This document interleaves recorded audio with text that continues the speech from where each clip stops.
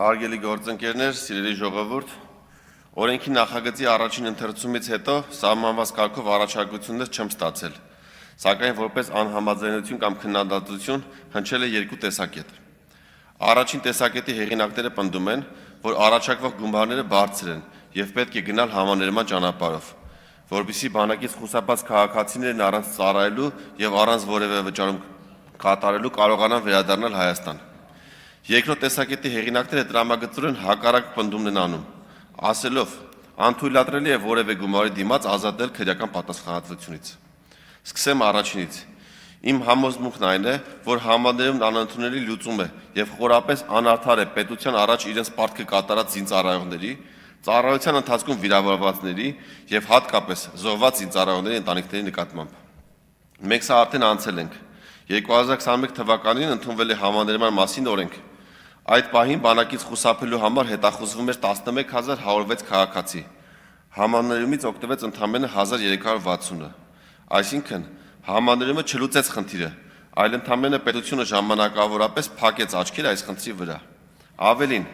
շատ կարճ ժամանակ անց մենք կրկին ունեցանք նույն խնդիրը։ Մենք ունեցանք քաղաքացիների նոր խումբ, որոնց 27 տարին լրացել էր համաներումից հետո եւ որոնք հայտնվեցին նույն փակուղու առաջ։ Սա հստակ եւ կենսափորձով հաստատված ապացույց է, որ համաներումը ոչ համակարգային, ոչ արդար, ոչ արդյունավետ լուծում է։ Հիմա անդրադառնամ երկրորդ քննադատություն առաջարկություններին։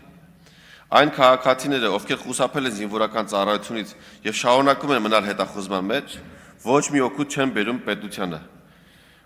Ոչ միայն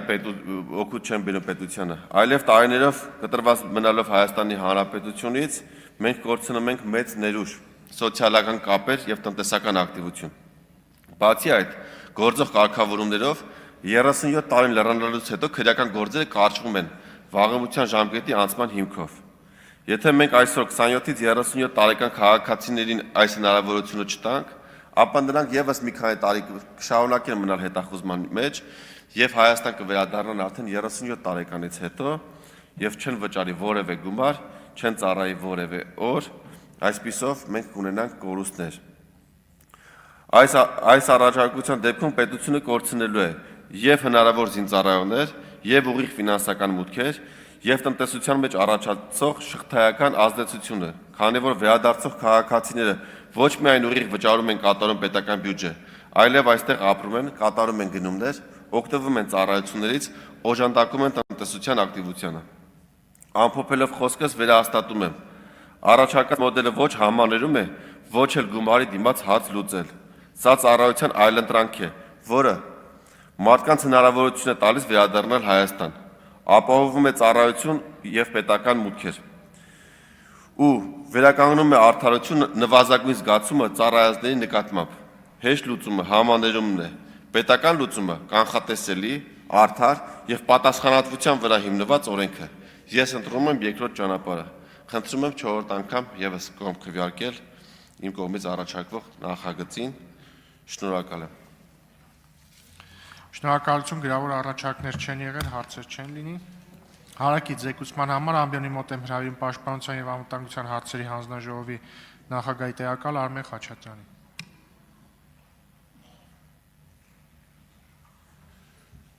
Շնորհակալություն, նախագծի քննարկման հետ կապված որևէ բան ավելացնելու չկա, խնդրում եմ կողմ քվեարկել։ Շնորհակալություն, կարող եք զբաղեցնել ձեր տեղը։ Հարակից զեկուցման համար ամբիոնի մոտ եմ հրավիրում Պաշտպանության նախարարի տեղակալ Արման Սարգսյանին, համեցեք։